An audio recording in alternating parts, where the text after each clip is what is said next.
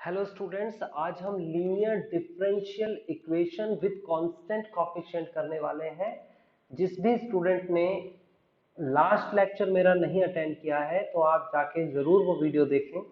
वो lecture number 17 है और उसमें आपसे जो आपको निकालने के लिए दिया गया है वो निकालने के लिए दिया गया है सीएफ निकालने के लिए मैंने 3 मेथड बताए थे। वहां पर 3 अलग अलग टाइप थे, वो आपको तीनों के तीनों टाइप सीख लेने हैं। वहां पर पी आई यानी कि पार्टिकुलर इंटीग्रल पी आई नहीं निकालना बताया था, क्योंकि वहां पर जो क्वेश्चन था उसके राइट साइड में कोई कांस्टेंट या कोई फंक्शन नहीं दे रखा था, सिर्फ आपको जीरो दे रखा था। तो पी आई वहां पर कंप्लीटली जीरो हो जाता है।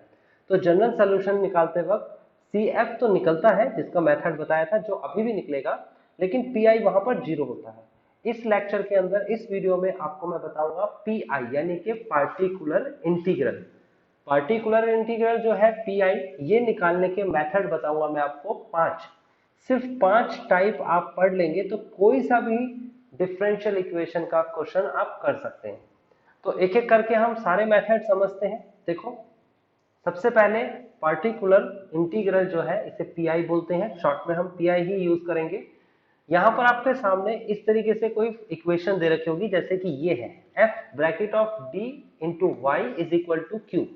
तो P I is equal to कैसे निकलता है? वो निकलता है 1 अपॉन कॉफिशिएंट ऑफ y जो भी होगा, और इज इक्वल टू क्यू जो है वो यहां पर आएगा।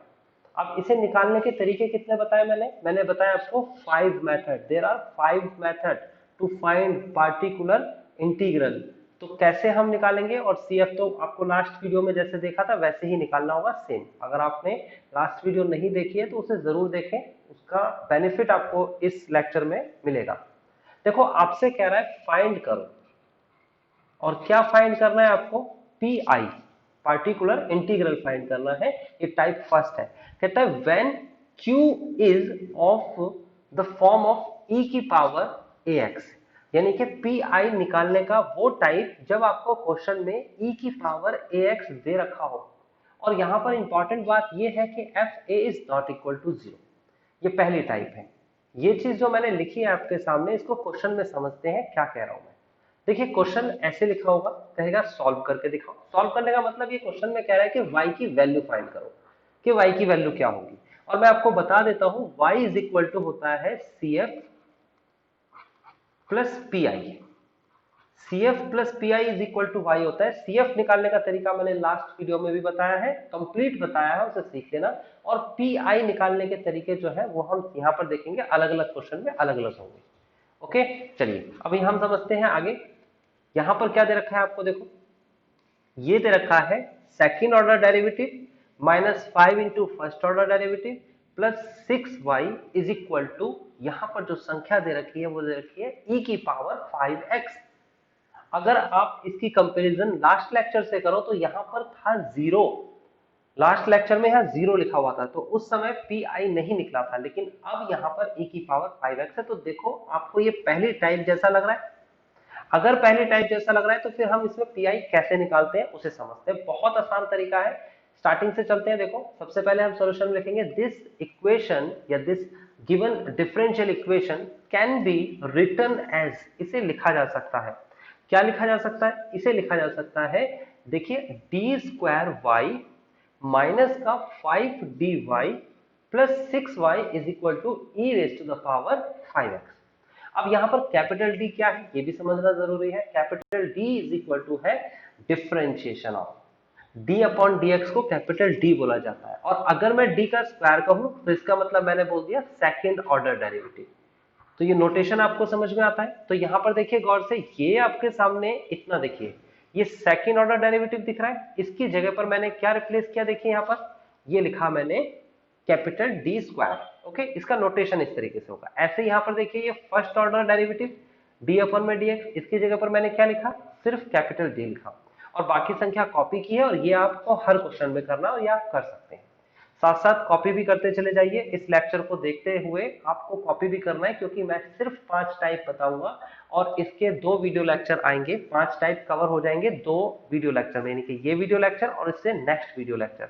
तो पीआई की कंप्लीट सिचुएशन कोई भी हो, आप उसे कवर कर सकते हैं। नाउ नेक्स्ट स्टेप क्या है, इससे अगला स्टेप देख लेते हैं। तो अगला स्टेप हमारे पास है, उसमें y कॉमन ले लेंगे। ऑफ कोर्स आपको y कॉमन दिख रहा है, सबके पास y है, तो मैंने y कॉमन ले लिया। देन जनरल सॉल्यूशन जो है उसका फॉर्मूला मैंने अभी बताया था, क्या होता है, CF प्लस PI। तो CF निकालने का तरीका क्या होगा, CF निकालने का बहुत सिंपल सा तरीका जो हमने लास्ट वीडियो में भी सीखा है, लास्ट लेक्चर में सीखा है, उसको प्रोसेस है, एक पैटर्न है, उसे याद कर लीजिए। वो पैटर्न है कि सबसे पहले हम पुट करते हैं D is equal to capital D is equal to M and coefficient of Y is equal to रखते हैं 0। तो इस जगह पर जब यहाँ पर D की जगह पर M रखना है, यहाँ पर D की जगह पर M रखना है, और Y का कॉफिशिएंट क्या है, ये पूरी की पूरी संख्या Y का कॉफिशिएंट ही तो है, तो आप इसे 0 के इक्वल रखेंगे, यानी कि बन जाएगा m स्क्वायर माइनस का 5m प्लस का 6 इज इक्वल टू 0। और ये कहां से आया आप देख सकते हो, ये संख्या यहां से आई है। ओके, y का कॉफिशिएंट इक्वल टू 0, ऐसे CF निकलता है। देन इसके फैक्टर्स आपको करने आते हैं, मिडिल टर्म स्प्लिट करके 5 के फैक्टर्स करने हैं, प्लस का लेके आना है 5, और कैसे करेंगे फैक्टर्स 5 के, आप इसको मिडिल टर्म स्प्लिट कर देंगे और ये हो जाएगा m-2 और m-3, और ये फैक्टर्स आपको करने आने चाहिए, किस तरीके से करते हैं। नाउ अभी आपने फैक्टर्स कर दिया, तो एक बार ये संख्या इज इक्वल टू 0 का रखिए, ये देखिए आपके सामने 0 है। एक बार ये संख्या इज इक्वल टू 0 का रखिए, ये आपके सामने वैल्यू आई, m की वैल्यू 3। तो m की दो डिफरेंट वैल्यू आ गई। तो मैंने आपको कॉफिशिएंट जो आपको कॉम्प्लीमेंट्री फंक्शंस बताया था, यानी कि CF, तो उसमें आपको टाइप फर्स्ट बताया होगा, और टाइप फर्स्ट ही यहाँ पर आया है। m की दो डिफरेंट वैल्यूज आई हैं और रियल नंबर है, डिस्टिंक्ट एंड रियल। तो यहाँ पर क्या हो जाएगा फॉर्मूला, CF का फॉर्मूला आपको याद रखना है, ये लिखा हुआ है, CF is equal to C1 e की power m1x plus C2 e की पावर m2x। ओके, m1 और m2 आपके सामने क्या होगा, m1 और m2 बहुत सिंपल है, आपके सामने m1 की वैल्यू ये है और m2 की वैल्यू ये है, तो आप m1 और m2 की वैल्यू रख देंगे। देन फर्स्ट इक्वेशन बनके तैयार हो गई, CF हो गया, आपको पता लग गया कैसे आता है, और ये इजी काम है। लेकिन हम तो यहाँ पर बात कर रहे हैं PI निकालने की, तो पार्टिकुलर इंटीग्रल निकालने का जो तरीका है वो सीखिए। ये है PI का फॉर्मूला। कौन सा फॉर्मूला है, देखिए, अगर सिचुएशन इस तरीके से दे रखी हो तो फॉर्मूला PI निकालने का होता है, जो भी y का कॉफिशिएंट होगा वो डिवाइड में जाएगा, और जो भी बराबर के इस तरफ यानी कि राइट साइड में होगा वो आपका मल्टीप्लाई में हो जाएगा। तो क्वेश्चन देखेंगे तो क्वेश्चन में ये y के साथ मल्टीप्लाई क्या कर रहा था, क्वेश्चन को देख लेते हैं एक बार। ये देखिए आपके सामने क्वेश्चन है, इसमें y के साथ देखिए मल्टीप्लाई में क्या है, ये देखिए आप गौर से, y के साथ मल्टीप्लाई में है d square minus 5d plus 6, और राइट साइड में क्या दे रखा है आपके सामने, वो दे रखा है e raise to the power 5x। तो जो राइट साइड में है वो q बनेगा, ये देखिए जो राइट साइड में है वो q बना, यानी कि यहाँ पर q देखिए यहाँ पर, ठीक है। और जो कॉफिशिएंट था y का वो क्या बना, f ब्रैकेट ऑफ d, यानी कि ये देखिए मैंने डिवाइड में लिख दिया। ओके, अब बहुत ही आसान सा काम है PI निकालने का, और वो काम क्या है, आप इस 5 को रिप्लेस कर देंगे, आप इस 5 को रख देंगे कहां पर, D की जगह पर। अब देखिए 5 अगर आपने D की जगह पर रखा तो क्या हो गया, आप देखेंगे नेक्स्ट स्टेप क्या हुआ है, बहुत सिंपल है। आपने 5 यानी कि e की पावर यहां पर जो भी दे रखी हो, x के साथ जो भी दे रखी हो, वो संख्या रिप्लेस कर देंगे, और रिप्लेस करते ही आपका आंसर आ गया। फिलहाल वो आया 1/6। आप सॉल्व कर लेंगे, 5 5 25 एंड 5 5 25 कैंसिल हो जाएंगे, 6 बचेगा 1/6। तो ये आपका PI निकालने का तरीका है, कितना आसान तरीका है। लेकिन यहां एक बात ध्यान रखना कि आपके पास टोटल कितने टाइप्स हैं, टोटल टाइप है आपके पास 5। उसमें से पहला टाइप आपको याद रखना है कि अगर e की पावर ax दे रखा हो, q की जगह पर क्या दे रखा हो, e की पावर ax। और दूसरी बात इसमें ये कही थी कि यहां पर fa जो भी होगा वो 0 नहीं होना चाहिए। जैसे कि अगर आपने ये वैल्यू उठा के यहाँ पर रखी थी, और अगर नीचे यानी डिनोमिनेटर में अगर 0 आ जाता, तो उस केस में ये पहली टाइप नहीं लगेगी। फिलहाल 0 नहीं आया, आया है 6, तो ये PI आ चुका है। देन आपको लास्ट लाइन बिल्कुल सिंपल से तरीके से लिख देनी है, लिखना है from the equation first and second. First equation आपको याद होगी, आपने कॉपी पे अगर लिखा है तो दिख भी रही होगी आपको कि फर्स्ट इक्वेशन में CF निकाला था और सेकंड इक्वेशन में PI निकाला है। तो जनरल सॉल्यूशन हमारे सामने होता है, जो हमारा क्वेश्चन का आंसर है, और वो है CF plus PI, and this is the CF। जो लास्ट वीडियो में आपने अच्छे से सीखा, डिटेलिंग में सीखा, नहीं सीखा तो यहाँ पर भी मैंने CF का एक फॉर्मूला बताया और कैसे निकला वो बताया। नाउ PI की वैल्यू ये है, कितना आसान सा क्वेश्चन हो गया, फर्स्ट टाइप बहुत आसान। लेकिन ये थोड़ा सा सेकंड टाइप की तरफ मूव कर जाएंगे जब इतने में ही सब कुछ बिल्कुल क्लियर है, बस डिनोमिनेटर में, जो डिनोमिनेटर में आपको दिख रहा है यहाँ जीरो आ जाएगा, तो ये सेकंड टाइप में शिफ्ट हो गया। इसका मतलब सेकंड टाइप कुछ नई टाइप तो नहीं है। तो ऐसा करते हैं, हम नया क्वेश्चन भी नहीं लेते, हम क्वेश्चन भी प्रीवियस लेते हैं। अभी जो मैंने क्वेश्चन कराया और ये जो क्वेश्चन आपके सामने दिख रहा है, ये दोनों सेम है। बस मैंने क्या किया था, अभी जो मैंने क्वेश्चन कराया था यहाँ पर 5 लिखा हुआ था, e की पावर 5x, और अब मैंने लिख दिया e की पावर 3x। यानी कि क्वेश्चन बिल्कुल सेम है, कुछ भी डिफरेंट नहीं है, बिल्कुल सेम CF निकलेगा जैसे ऊपर निकला था, वही सेम आपको स्टेप्स फॉलो करने हैं। पहले हम उस इक्वेशन को कैसे लिख सकते हैं, m is equal to D और कॉफिशिएंट ऑफ y लिया जाएगा, देन CF का फॉर्मूला, फैक्टर्स करने, एंड देन सारे के सारे स्टेप्स वही जो मैंने अभी इससे प्रीवियस क्वेश्चन में कराए हैं वो कॉपी कर लेना, और उसके बाद CF आपके सामने होगा, जो ऊपर था वही यहाँ पर है। First equation clear. अभी हम तो बात पीआई की कर रहे हैं, हम तो टाइप पीआई का सीख रहे हैं, तो सेकंड टाइप तो बड़ा ही आसान था। अब देखो सेकंड टाइप के लिए आपको कुछ नई बातें भी पढ़नी होगी, कैसे और क्यों पढ़नी होगी उसको देखते हैं।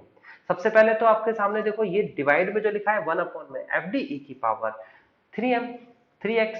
आप 3 उठा के कहां रखने वाले हो, आप x की जगह पर 3 रखने वाले हो, d की जगह पर, सॉरी, कॉफिशिएंट ऑफ x जो है d की जगह पर रखने वाले हो, तो यहां पर रखेंगे और यहां पर रखेंगे। तो देखो जरा गौर से, ये मैंने लिख दिया है आपके सामने 3 की पावर 2, 5 इंटू 3 और 6। आप गौर से देखो 3 की पावर 2 कितना होता है 9, और 5 इंटू 3 कितना होता है 15, और 6 तो 6 है।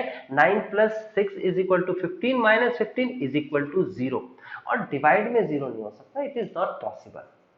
तो यानी कि आपको सेकंड टाइप करने के लिए कुछ नहीं करना है, आपको जो पीआई आप निकालोगे, पार्टिकुलर इंटीग्रल निकालोगे, आप उसे वैल्यू को रख के देखोगे, अगर वो वैल्यू डिवाइड में 0 आ जाए तो ऑब्वियस सी बात है आप शिफ्ट हो गए सेकंड टाइप में।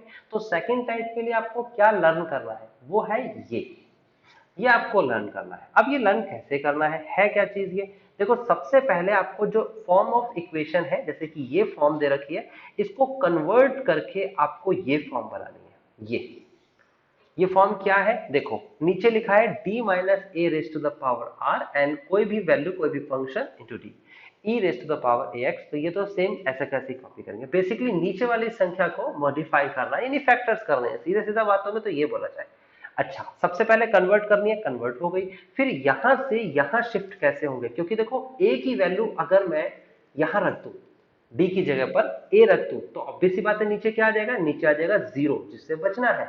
तो इसके लिए फॉर्म क्या है, देखो x raise to the power r, और r कहां से आया, जो भी ये पावर होगी, उसके बाद अपॉन में r फैक्टोरियल, फिर उसके बाद 5a, और a कहां से आएगा, यहां पर वैल्यू a की उठा के d की जगह रख देंगे। शायद ये फॉर्मूले में आपको समझ में नहीं आएगा, लेकिन आप कॉपी पेस्ट फॉर्मूले को लिखिए और इसको कैसे फॉलो करना है वो समझिए।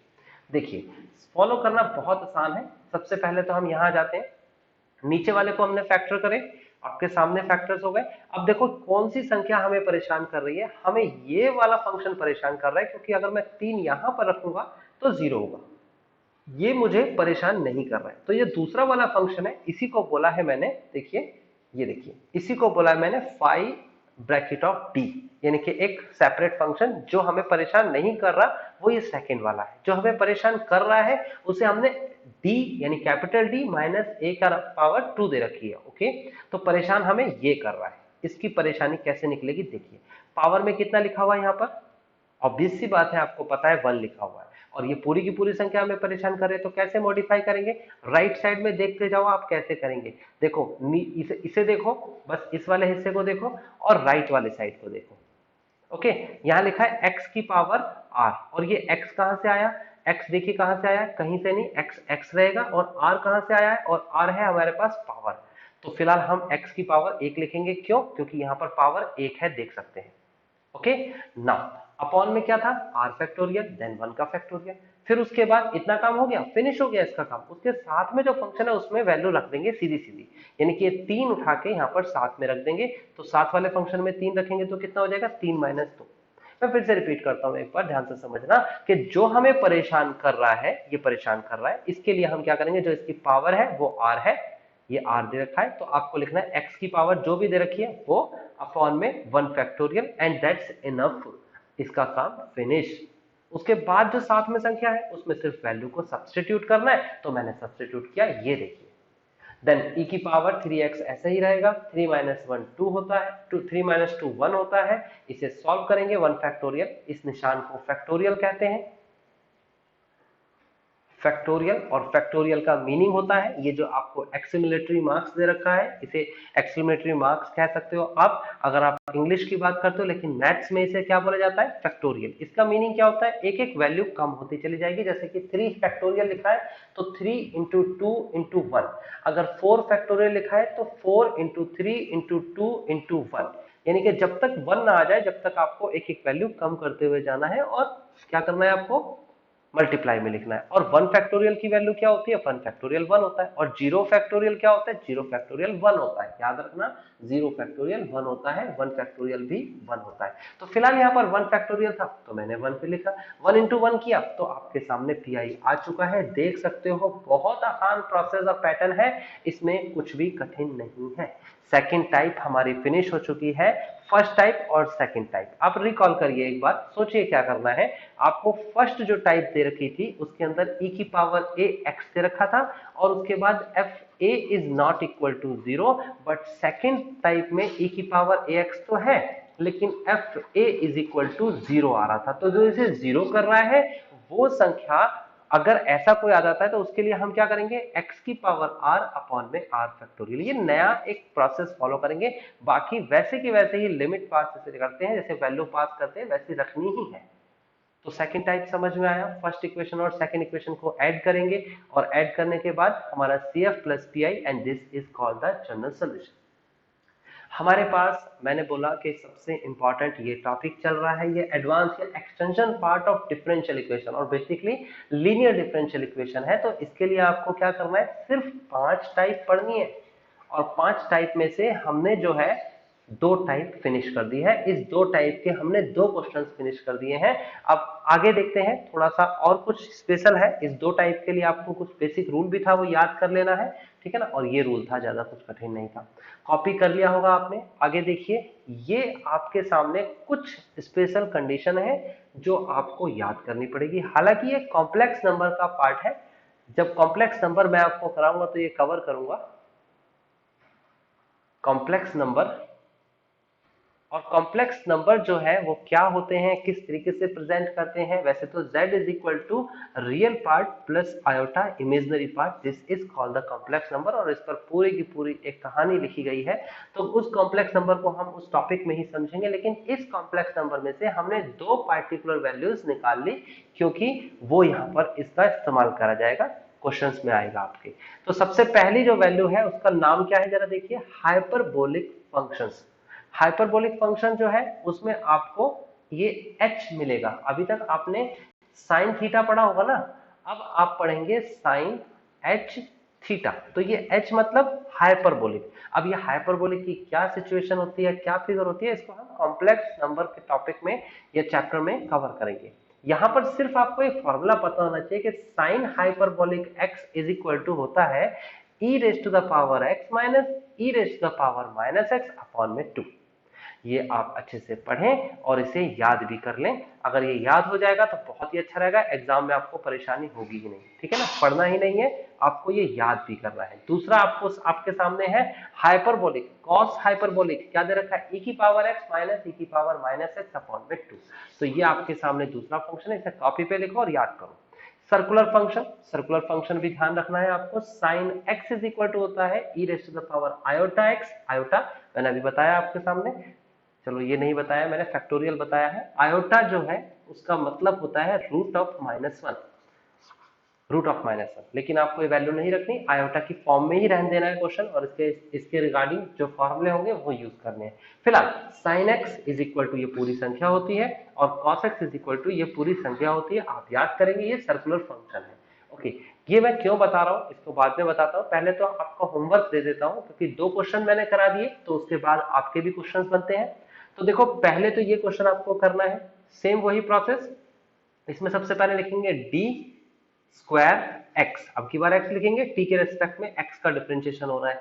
उसके बाद हम करेंगे प्लस 4 डी एक्स, ओके, और उसके बाद माइनस का 5 इज इक्वल टू 3e की पावर 4x। तो यहां पर इसको हम सॉल्व करेंगे, 5x भी था और x कॉमन लेंगे, सेम वही, पहले CF निकालेंगे फिर उसके बाद PI निकालेंगे। PI निकालते वक्त ध्यान रखना है जो भी पावर में है वो आपको बस वैल्यू रख देनी है, सब्स्टिट्यूट कर देना है, आंसर आ जाएगा। लेकिन अगर वो 0 बन जाए तो दूसरी टाइप में शिफ्ट कर देना। आपका आंसर इसका सामने है, आपके ये आंसर है, आप इसे सॉल्व करेंगे अपने क्वेश्चन को और उसके बाद इसका आंसर ये मैच करने की पूरी कोशिश करेंगे। नहीं हो तो कमेंट करके मुझे बता देना, मैं आपको इसे सॉल्व करके दे दूंगा।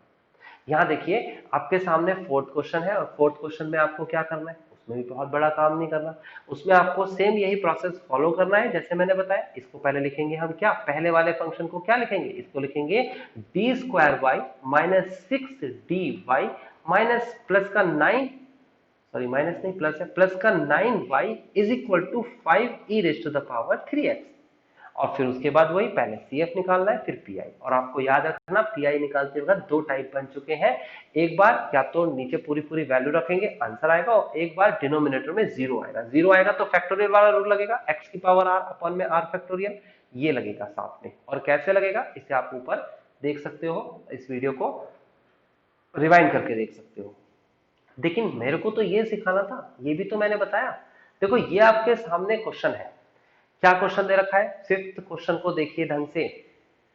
ये आपका काम है करना, मेरे को नहीं करना, ये आपका होमवर्क है। देखो आपके सामने क्वेश्चन दे रखा है ये, और आपको ये जो राइट साइड में दिख रहा है, आपने कहा सर अभी तो आपने टाइप 1 और टाइप सेकंड सिखाई है और टाइप 1 और सेकंड के अंदर आपने e की पावर ax सिखाया है, लेकिन ये तो e की पावर ax नहीं है। लेकिन गौर से देखिए ये e की पावर ax ही लिखा हुआ है, इसे हाइपरबोलिक फंक्शन बोलेंगे, हाइपरबोलिक फंक्शन h।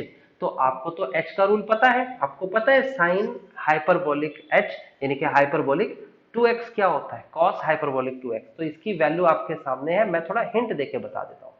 देखो CF तो आपको निकालना है, मैं PI का हिंट बता रहा हूं। PI कैसे करेंगे, सबसे पहले 1 अपॉन जो भी संख्या यहाँ y का कोफिशिएंट होता है वो डिवाइड में आता है, तो डिवाइड में आ गया। फिर उसके बाद यहाँ q है तो q को मैंने cos हाइपरबोलिक 2x लिख दिया। अब इसका फॉर्मूला अभी आपने लिखा होगा, अगर आपने कॉपी पे भी लिख लिया है तो बहुत अच्छी बात है, वरना फिर से वापस जाइए इस वीडियो में और इसका फॉर्मूला जरूर लिखिए। तो सीधा सीधा फॉर्मूला लिख दिया। अब इसको क्या करना है, देखो ये जो कांस्टेंट है नीचे, इसको तो बाहर ले जाइए, बिल्कुल ये आ गया। और उसके बाद ये संख्या अलग से मल्टीप्लाई होगी, ये देखिए, और इस संख्या की अलग से मल्टीप्लाई होगी, ये देखिए। तो देखो कितने आसानी से हाइपरबोलिक के क्वेश्चंस भी आप कर सकते हो। ओके, आप हाइपरबोलिक के क्वेश्चन साइन की और कॉस की फॉर्म में आएंगे, वो भी आप कर सकते हो। ये भी इसी टाइप के अंदर जुड़ जाता है, इसका कोई नया टाइप मत बनाइए। अब इसको सॉल्व करने का तरीका कितना आसान है, पहले आप 2 रख दीजिए, यहां 2 रखेंगे तो कितना आएगा 4, और यहां रखेंगे तो 36, और यहां रखेंगे तो ये 18 है। सॉल्व करेंगे, ये 0 नहीं आ रहा है, ये 0 नहीं आ रहा है, मतलब टाइप फर्स्ट बना और सीधा सीधा आंसर। यहां पर -2 रखने की कोशिश करेंगे तो -2 रखने के बाद अगर 0 आ जाता है तो सेकंड टाइप, और नहीं आता तो फर्स्ट टाइप।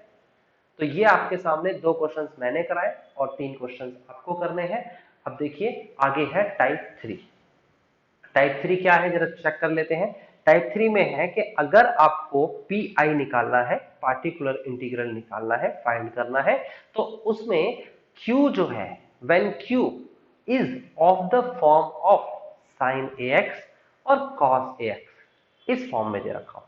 अब स्टूडेंट कहेंगे सर सर्कुलर फंक्शन के अंदर हम इसे कन्वर्ट करें, लेकिन जब तक क्वेश्चन में सर्कुलर फंक्शन की फॉर्म ना दे रखी हो तो उसे हम सर्कुलर फंक्शन ना मान के हम किस तरीके से करेंगे, हम ट्रिग्नोमेट्रिक फंक्शन के हिसाब से करेंगे। सर्कुलर फंक्शन के लिए वो फॉर्म दी होगी, वो फॉर्मूला मैंने जरूर लिखवा दिया है, लेकिन वो फॉर्मूले से ये क्वेश्चन अभी नहीं करना है।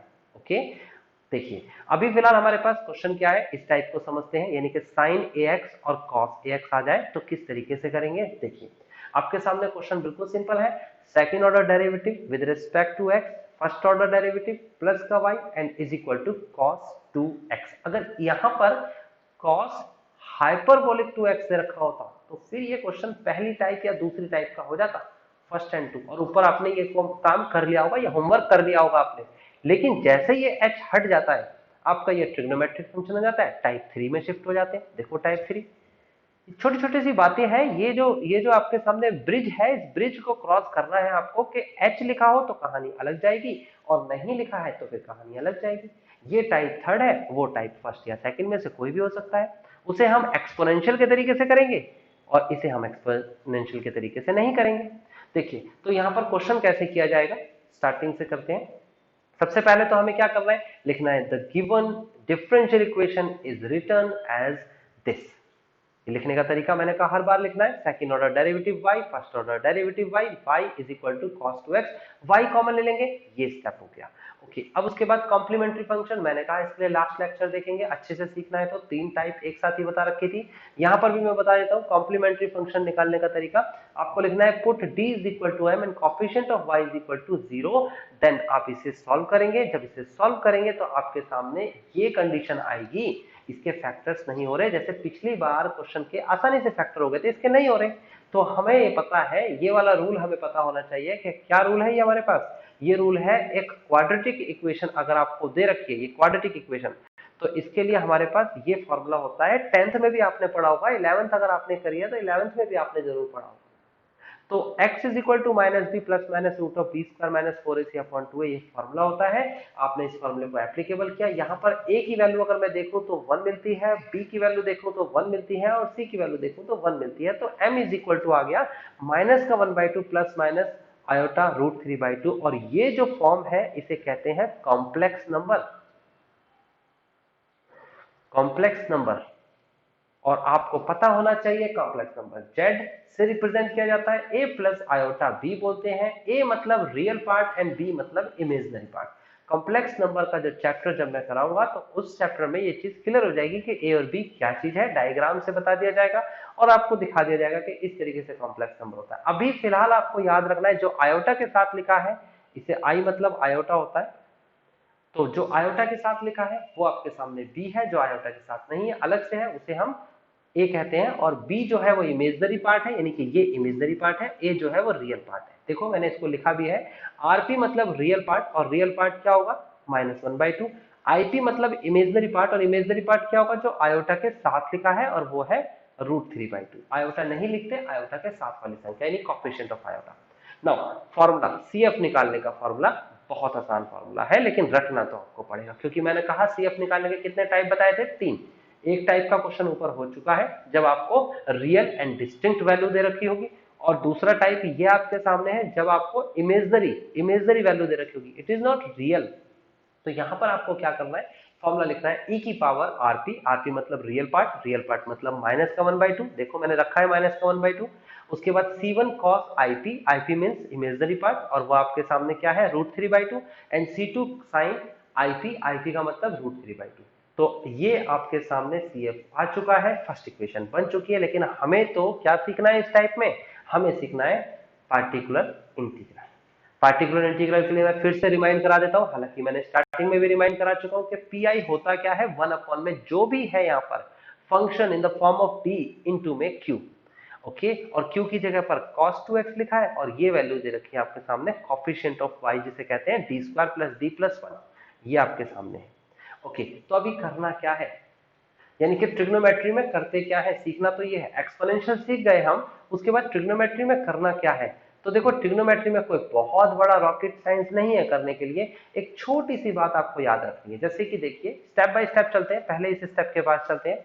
ये क्वेश्चन मैंने कॉपी कर लिया, दूसरे स्टेप के पास आते हैं। तो आपको जहां पर भी d² दे रखा हो वहां पर कॉफिशिएंट ये जो दे रखा है x, यानी कि जो भी cos के साथ संख्या दे रखी है, वो फिलहाल अभी क्या दे रखी है 2, आपको वो लिखना है। लेकिन कैसे लिखना है, आपको लिखना है d² की जगह पर देखिए माइनस का 2², मैं फिर बोलता हूं माइनस के 2 का होल स्क्वायर मैंने नहीं कहा, मैंने कहा माइनस बाहर है 2 का स्क्वायर करना है, तो इसका मतलब 2 का स्क्वायर 4 हो जाएगा और माइनस बाहर रहेगा, d² की जगह पर यही रिप्लेस करना है। तो देखो d² की जगह पहले मैंने माइनस लिखा, फिर 2 क्यों लिखा, क्योंकि यहाँ पर 2 लिखा हुआ है। अगर यहाँ पर cos x लिखा होता तो यहाँ x के साथ 1 लिखा है तो 1 लिखते, अगर यहाँ पर कुछ और लिखा होता, यहाँ पर कोई भी संख्या होती, जो संख्या होती वो यहाँ होता और स्क्वायर ही होता, माइनस बाहर ही होता। ऑफ कोर्स यहाँ माइनस नहीं है, लेकिन हमें माइनस लगाना है, दिस इज अ रूल। उसके बाद d+1 ऐसा कैसे कॉपी करना है, क्योंकि ये स्क्वायर नहीं है और इसको तो कॉपी करना ही होता है। मेरे हिसाब से ये सेकंड वाला स्टेप समझ में आया होगा। थर्ड स्टेप की तरफ चलते हैं। तो थर्ड स्टेप जब आप जाएंगे तो देखेंगे तो 2 का स्क्वायर 4 होता है, यानी कि अगर आप इसे देखेंगे तो ये माइनस का 4 हो जाएगा प्लस d और प्लस 1, और गौर से देखेंगे तो माइनस का 4 और प्लस का 1 कितना होता है आपके सामने, माइनस का 3। तो फाइनली ये आ गया आपके पास ये आंसर। इस स्टेप तक हम पहुंच गए। ये है आपके पास d-3, d ये रहा और -3 घटाने के बाद आया।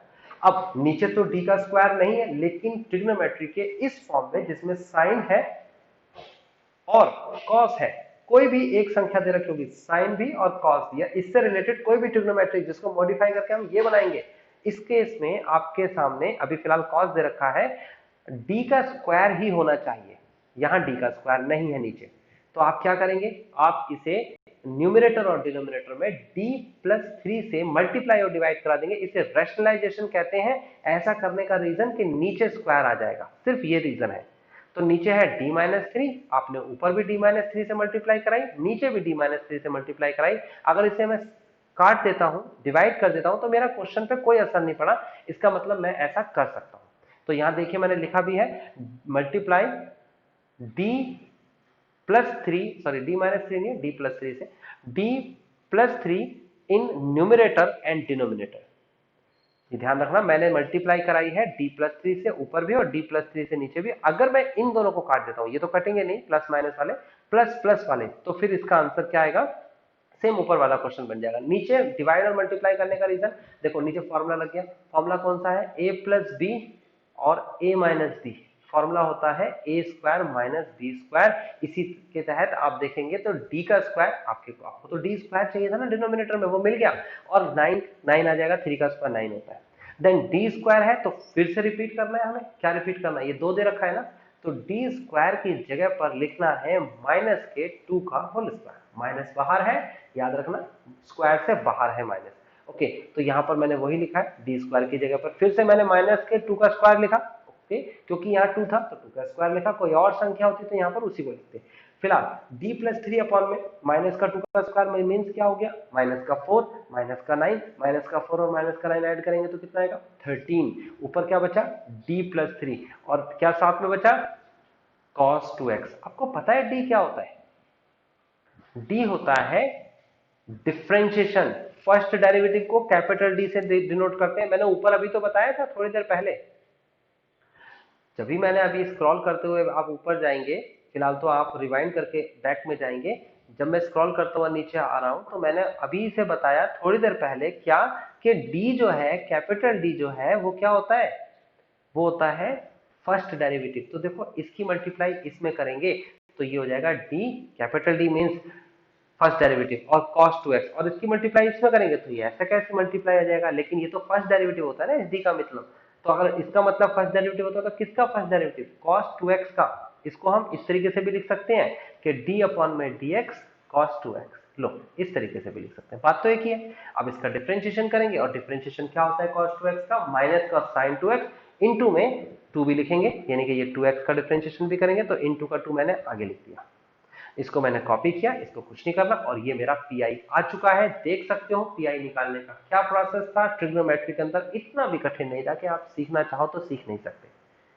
आप एक बार दोबारा से इस प्रोसेस को देख सकते हो, और कॉपी पे जरूर लिखोगे तो 100% आ जाएगा। फर्स्ट एंड सेकंड इक्वेशन से सॉल्व करेंगे।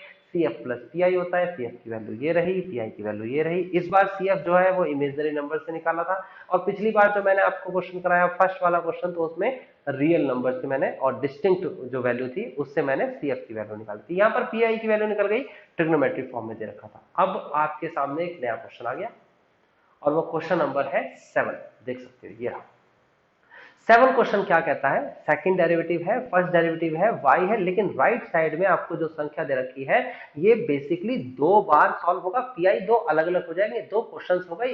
ये जो आपको दिख रहा है ये तो फर्स्ट टाइप का या फिर सेकंड टाइप का, मुझे नहीं पता ये फर्स्ट का होगा या सेकंड का होगा। क्यों, क्योंकि डिनोमिनेटर में 0 नहीं आया तो फर्स्ट टाइप, अगर डिनोमिनेटर में 0 आ गया तो सेकंड टाइप। उसके बाद ये जो दे रखा है cos स्क्वायर, इसको मॉडिफाई करके हमें cos ax बनाना है, cos ax मॉडिफाई करके, और फिर उसके बाद हमारा ये थर्ड टाइप हो गया। तो देखो किस तरीके से करेंगे, स्टार्टिंग से करते हैं। The given differential equation written as this. पहली बात तो इसे ऐसा लिख सकते हैं, बहुत सिंपल है। आपने जो सेकंड डेरिवेटिव है तो इसमें कैपिटल डी का स्क्वायर इंटू वाई, और जो फर्स्ट डेरिवेटिव है तो डी वाई लिखेंगे, और ये वाई कॉपी, ये क्यू कॉपी, इसे क्यू बोला जाता है जो राइट साइड में दे रखा है। देन y कॉमन ले लेंगे, आप देख सकते हो इस स्टेप के अंदर y कॉमन लिया, y कॉमन लेते ही आपके सामने ये संख्या मिल गई, और हमें यही संख्या चाहिए होती है, इसी को मैं f कैपिटल D बोल रहा हूँ, ये संख्या को, ठीक है ना, जो ये जो है y के साथ में मल्टीप्लाई में है, और राइट साइड में जो लिखा हुआ है ये q है।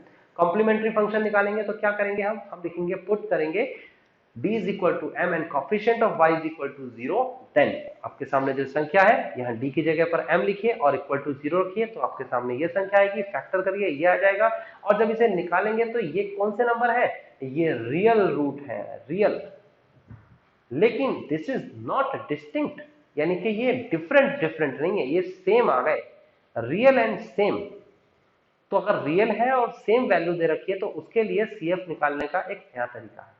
मैंने इस वीडियो लेक्चर के अंदर इसलिए जानबूझकर CF के वो वाले क्वेश्चन लिए जिसमें CF के तीनों टाइप्स मिल जाते हैं, 3 टाइप से CF निकाले जाते हैं, और ये नेचर, ये टाइप डिपेंड करता है उनके रूट्स पे। अगर रूट्स रियल हैं और डिफरेंट है, यानी कि यहाँ से अलग अलग है, डिफरेंट को डिस्टिंक्ट कहते हैं। अगर रियल एंड डिस्टिंक्ट है तो उस केस में फर्स्ट वाला जो मैंने क्वेश्चन कराया।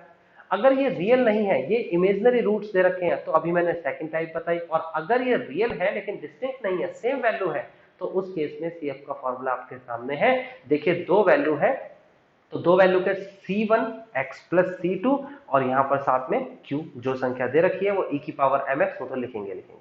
अगर ये वैल्यू 2 की जगह 3 होती, सपोज के m की वैल्यू 3 होती, मैं यहाँ लिख देता हूँ, फिलहाल तो दो वैल्यूज है m m m, ये 1, ये 2, ये 3, और तीनों की तीनों वैल्यूज इक्वल आती, तीनों की तीनों, तो यहाँ पर लिखते हैं C1x² प्लस C2x प्लस का C3 इंटू में e की पावर जो भी है mx।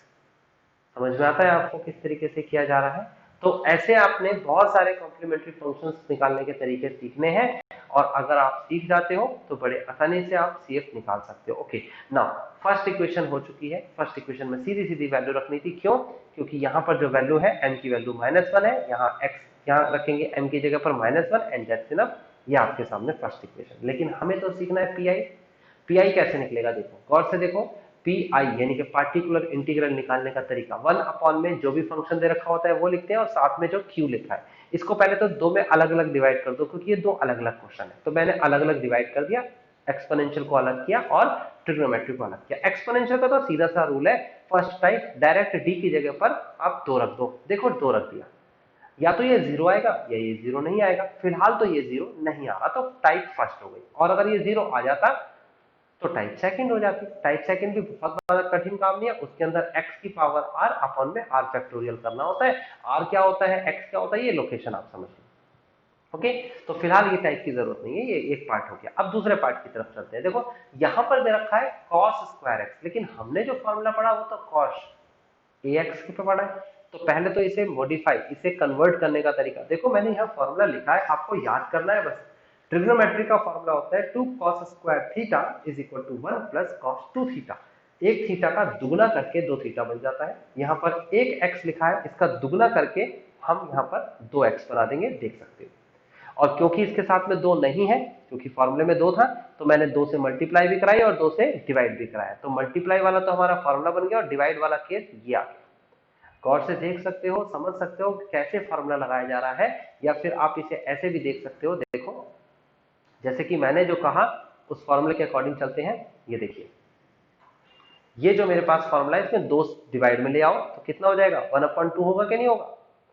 बिल्कुल सीधा सीधा है, 1/2 डिवाइड में हो जाएगा और बात खत्म। ये देखिए, अगर मैं इस 2 को डिवाइड में ले आऊं तो इस तरीके से होगा। तो यही मैंने फॉर्मूला लगाया है और ये फॉर्मूला लग चुका है। अब इसमें फिर 2 क्वेश्चन हो गए, एक क्वेश्चन में 1 अलग है और एक क्वेश्चन में cos 2x अलग है। तो 1 जो अलग है, पहले तो 1/2 आपको दिख रहा होगा, ये देखिए कांस्टेंट, इसको तो मैंने बाहर लिख दिया, ये लिख दिया। फिर इस पूरी संख्या की मल्टीप्लाई 1 में कराई, देखो इसकी मल्टीप्लाई 1 में कराई है, सब लिखा हुआ है, कोई बहुत बड़ा रॉकेट साइंस नहीं पढ़ रहे आप, इसे बहुत सिंपल तरीके से समझिए। और इसकी मल्टीप्लाई इसमें कराई, ये देखो मैंने संख्या लिखी और उसके साथ cos 2x लिखा।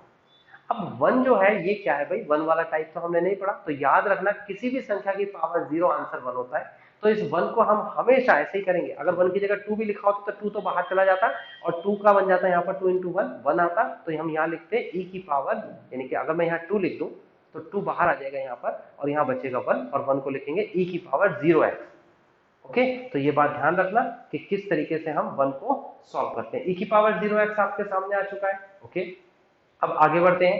देखिए आगे आपके सामने कॉस की बात कर लेते हैं। कॉस में तो बिल्कुल सिंपल सा है, जहां पर भी डी स्क्वायर लिखा है वहां पर ये जो वैल्यू है फिलहाल 2 लिखी हुई है, पिछले वाले क्वेश्चन में भी इत्तेफाक से 2 ही लिखी हुई थी, तो यहाँ पर वैल्यू रखेंगे तो माइनस का 2 स्क्वायर हो जाएगा, माइनस बाहर है स्क्वायर नहीं लगेगा, कई बच्चे इसे प्लस कर देते हैं जो कि नहीं होता है। ओके, 2d + 1 वैसा क्या वैसे ही कॉपी, ये 0 लिखा हुआ है तो क्या करना चाहिए इसमें तो लिमिट पास कर देते हैं, यहाँ पर वैल्यू रख देते हैं, सॉरी नॉट लिमिट पास, इसमें तो वैल्यू पास कर देते हैं और ये वैल्यू बिल्कुल क्लियर है, डी की जगह पर आप 0 रखेंगे, देखो ये रख दिया 0, फर्स्ट टाइप बिल्कुल सीधा। उसके बाद आप आगे बढ़ जाते हैं तो आगे आपके सामने ये तो हो गया माइनस का 4, ये हो गया प्लस का 1, सॉल्व करेंगे तो माइनस का 3 आ गया, लेकिन नीचे अभी भी डी स्क्वायर की जरूरत है, तो आप क्या करेंगे मल्टीप्लाई एंड डिवाइड 2d + 3, जो भी नीचे माइनस में है अपोजिट साइन से ऊपर और नीचे मल्टीप्लाई डिवाइड करते हैं, उसे रैशनलाइजेशन कहा जाता है। फिलहाल यहाँ पर रैशनलाइजेशन मैंने कर दिया। जब इसे नीचे सॉल्व करेंगे a + b - b, तो a² - b² आएगा, यानी कि 2 का स्क्वायर 4d² होता है, 2d का स्क्वायर, और 3 का स्क्वायर 9 होता है, देन d² मिल गया, मुझे तो d² ही चाहिए था, तो 2 यहाँ पर रखेंगे वो भी माइनस करके, देखो माइनस का 2 का होल स्क्वायर। ओके, याद रखना माइनस अभी भी बाहर ही है और बाहर ही रखना है, बिल्कुल गलती से भी अंदर मत कर देना। उसके बाद हम इसे सॉल्व करेंगे, 2 to the 4 और 4 to the 16, 16 + 9 करेंगे हम, माइनस का 16 और माइनस का 9, तो आंसर आएगा माइनस का 25। ओके, ऊपर ऐसी की ऐसी संख्या आ जाएगी और साथ में जो चल रहा है वैसे ही चलता रहेगा, e की पावर 0 बराबर 1 होता है, e की पावर 0 1 होता है, याद रखना। ओके, ऊपर मैंने कर दिया है। नाउ ये जो 25 है ये बाहर आ जाएगा तो 50 हो जाएगा, माइनस का 50 हो गया, ठीक है। इसकी मल्टीप्लाई इधर भी कराएंगे इधर भी कराएंगे तो कितना हो जाएगा 2d और साथ में cos 2x, उसके बाद 3 cos 2x, ये 3 दे रखा है cos 2x, उसके बाद d का मतलब आपको पता है, d का मतलब डिफरेंशिएशन होता है, तो cos 2x का डिफरेंशिएशन माइनस का sin 2x इनटू में 2, सॉल्व करेंगे जैसे नॉर्मली सॉल्व करते हैं तो pi की वैल्यू आ जाएगी आपके सामने और pi की वैल्यू को हम सेकेंड इक्वेशन बना लेंगे। Second equation plus first equation add करेंगे तो क्या बन जाएगा हमारे पास, तो बन जाएगा हमारे पास जनरल सॉल्यूशन, और जनरल सॉल्यूशन ये हमारा आंसर है। ओके, तो आपको ये समझ में आया होगा किस तरीके से बड़ा क्वेश्चन, लेंथी क्वेश्चन जो लगभग 10 मार्क्स में आ जाता है, और ये लगभग हर किसी स्टूडेंट्स जो ग्रेजुएशन में अगर मैथ्स ले रहे हैं और डिफरेंशियल इक्वेशन है तो उसको मिलेगा। डिफरेंशियल इक्वेशन में ये extension part of differential equation जो 12th तक नहीं होता है ये आपको मिलेगा। और इसके कितने टाइप है मैं फिर से बता देता हूँ, CF निकालना है आपको, CF प्लस PI, इतना सा तो काम है। इसके कितने टाइप, 3 टाइप, और वो टाइप क्या है, या तो रूट्स रियल होंगे और डिस्टिंक्ट होंगे, या फिर रूट्स जो है वो रियल होंगे और वो सेम होंगे, डिस्टिंक्ट नहीं होंगे, या फिर रूट्स इमेजिनरी होंगे। इसको मैंने इससे पिछले लेक्चर में कवर कराया है। अब PI निकालना सिखा रहा हूँ। इसके 3 टाइप तो इसी लेक्चर में हो गए हैं, जिसमें से पहले टाइप में e की पावर ax हो, दूसरे टाइप के अंदर e की पावर ax तो होगा लेकिन fa बराबर 0 भी होगा, वैल्यू पास नहीं कर सकते, और तीसरे टाइप के अंदर साइन और कॉस की वैल्यू दे रखी होगी। फिलहाल कॉस का ही मैंने क्वेश्चन कराया, लेकिन साइन वाला क्वेश्चन भी आप कर सकते हो क्योंकि उसमें सिर्फ वैल्यू ही रखनी है। और किस तरीके से रखनी है, डी स्क्वायर में जब डी स्क्वायर होता है तभी वैल्यू रखनी होती है, वो भी माइनस का ए स्क्वायर करके, और ये माइनस का ए स्क्वायर सिर्फ इधर ही स्क्वायर है, माइनस को प्लस नहीं कर देते। अगर इसे माइनस का ए का स्क्वायर किया तो गलत हो जाएगा, ऐसा नहीं करना, बार बार नोटिस करा रहा हूँ। तो ये सारे प्रोसेस को सीखिए, इस क्वेश्चन को दोबारा सीखिए, कॉपी पे लिख के देखिए और ये क्वेश्चन आ जाएगा आपको। अगर ये क्वेश्चन आ जाता है तो होमवर्क दे दिया गया है, ये हो गया आपके पास d² y, ये हो गया y कॉमन ले लेना, देन यहाँ पर जो sin 3x और cos 2x दे रखा है इसको पहले तो हमें फॉर्म बनानी पड़ेगी, उसके लिए फॉर्मूला है, वो फॉर्मूला क्या है, वो फॉर्मूला ये है 2 sin a cos b। पता करिए क्या फॉर्मूला होता है 2 sin a cos b का, 2 sin a cos b का फॉर्मूला क्या होता है ये पता करिए, और जैसे ये पता चल जाए आप उसे एप्लीकेबल करिए। यहाँ एप्लीकेबल करने के बाद जो संख्या आएगी उसको सॉल्व करेंगे, ये आपका काम है और ये आपका इसमें आंसर है। जिसको नहीं आता होगा वो करके बताऊंगा मैंने कहा जैसे मैंने cos² x का फॉर्मूला लगाया, ऐसे आपको sin a cos b का फॉर्मूला लगाना है, और ये फॉर्मूला लगाने के बाद आप क्वेश्चन को बहुत आसानी से कर सकते हो। लगाइए दिमाग, अगर आप अपना दिमाग लगाएंगे, मैंने पैटर्न आपको दे दिया है, तो फिर मैथ्स में अपना दिमाग लगाएंगे, तभी आपका दिमाग चल पाएगा और तभी आप डिफरेंट डिफरेंट क्वेश्चंस के बारे में सोच पाएंगे। तो होमवर्क करना जरूरी है, ये होमवर्क आपका है, आपको करना जरूरी है। अगर नहीं करोगे तो मेरा कराया हुआ जो भी है आपने सीखा है वो आप भूल जाओगे, क्योंकि वो आपने रखा। इसे करोगे तो कुछ नई चीज मिलेगी करने को, और नहीं समझ में आएगा तो मुझसे पूछ लीजिएगा, ठीक है। अभी आपके सामने कंप्लीट हो जाता है टाइप। अब हमने क्या क्या कंप्लीट कर लिया मैं बता देता हूँ। हमने टाइप 1 जो है और 2 जो है वो कंप्लीट किया। टाइप 1 और 2 क्या निकालने के लिए कंप्लीट किया? पी आई निकालने के लिए कंप्लीट किया, जिसमें e की पावर ax से रखा होगा और F A is not equal to 0। Second type के अंदर क्या है? पी e की पावर ax से रखा होगा और F A is equal to 0। Type 3 cover किया, जिसमें क्या है? साइन ax और साइन कॉस ax से रखा है। टाइप 4 जो है हमारे सामने, टाइप 4 और टाइप 5 जो दे रखा है आपके सामने। टाइप 4 में x की पावर n, q बराबर x की पावर n, और टाइप 5 में q बराबर v इंटू में e की पावर x। v मीन्स कोई भी एनी फंक्शन। तो ये दोनों के दोनों बहुत ही ज्यादा इंपॉर्टेंट हो जाते हैं, और जैसे ये पांचों टाइप आप कवर करते हो, आपका डिफरेंशियल इक्वेशन का एक्सटेंशन पार्ट कवर हो जाता है। अलग अलग टाइप से अलग अलग तरीके से बुक्स में लिखा होगा, आप इस टाइप से क्वेश्चन सॉल्व करिए, आंसर तो आपका सेम आएगा। टाइप तो कोई सा भी लगाइए, आंसर सेम आएगा। तो ये जो मैंने टाइप बताया ये एक शॉर्टकट कूट है, शॉर्टकट तरीके से करने का तरीका। तो आप इसे करिएगा। नेक्स्ट वीडियो में आप दो टाइप और देख लीजिएगा और कंप्लीट कर दीजिए डिफरेंशियल इक्वेशन। ओके।